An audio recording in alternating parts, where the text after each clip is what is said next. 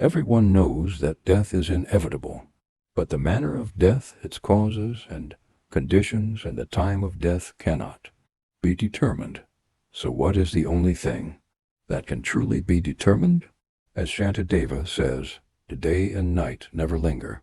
Life constantly diminishes and never grows. Nothing is ever added. How could my life not be slipping away? The Bardo teachings and other practical guides use the following analogy about our lives.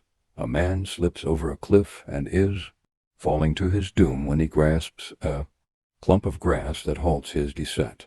He hangs there, and below him is a deep abyss with a beast opening its mouth ferociously.